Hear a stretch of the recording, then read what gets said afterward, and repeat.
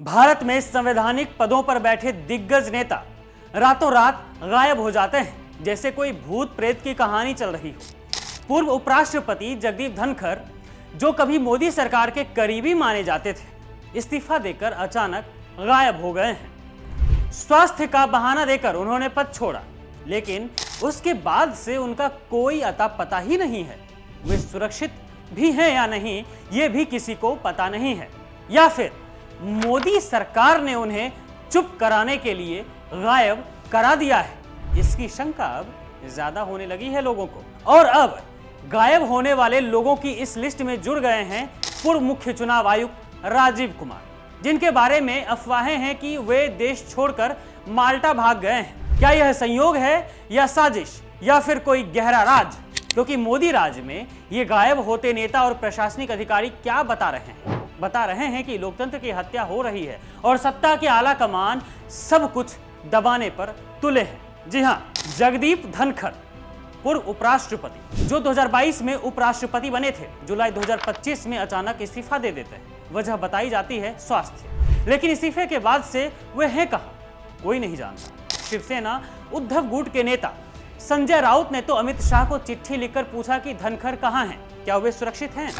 कपिल सिब्बल जैसे सीनियर वकील ने कहा, हमने लापता लेडीज सुनी है, लेकिन लापता वीपी पहली बार देख रहे हैं। एक्स पर वायरल पोस्ट में दावा है कि धनखड़ ने मोदी सरकार की कुछ गुप्त मीटिंग पर सवाल उठाए थे, जैसे ऑपरेशन सिंदूर के बारे में, और फिर उन्हें जबरन इस्तीफा दिलवा दिया गया। उनका बंगला खाली कराया गया, ऑफिस सील कर दिया गया, सोशल मीडिया टीम तक हटा दी गई। क्या यह इस्तीफा था या सत्ता की साजिश? अपोजिशन के नेता कह रहे हैं कि चीन की तरह भारत में भी असहमत नेताओं को गायब किया जा रहा है। अगर धनखड़ जैसे शख्स गायब हो सकते हैं, तो क्या मोदी सरकार की आलोचना करने वाला कोई भी आदमी सुरक्षित है?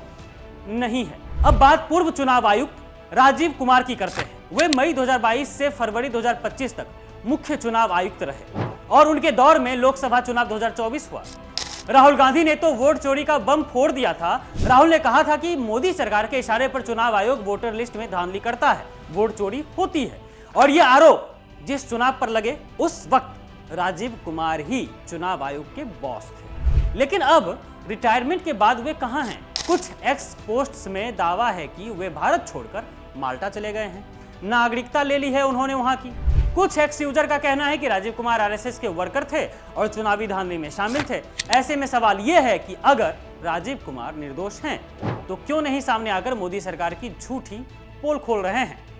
क्या उनके पास ऐसा राज है जो सत्ता को डराता है, या वे सरकार की कठपुतली थे और अब धांधली का पर्दाफाश होने से पहले गायब करा दिए गए हैं? देखिए, ये दोनों मामले सीधे मोदी सरकार की तरफ इशारा करते हैं।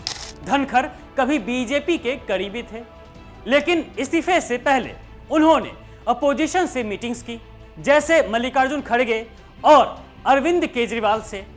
क्या उन्होंने सरकार की किसी साजिश का विरोध किया?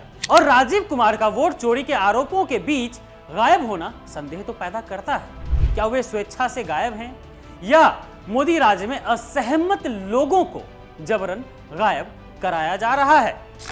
एक्स पर यूजर्स कह रहे हैं कि धनखड़ राजनीतिक कूप की तैयारी कर रहे थे। चंद्रबाबू नायडू से बात की थी उन्होंने। अगर ये सच है, तो मोदी सरकार की तानाशाही उजागर हो रही है।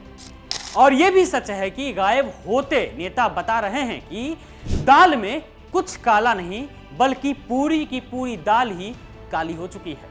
मोदी सरकार पर शक क्यों ना हो, संवैधानिक पदों पर बैठे लोग अगर इस तरह का हवा का झोंका बन जाते हैं, गायब हो जाते हैं, तो क्या लोकतंत्र खतरे में नहीं है? प्रशासनिक पदों पर बैठे लोग अचानक गायब हो जाते हैं, तो क्या इससे लोकतंत्र खतरे में नहीं है?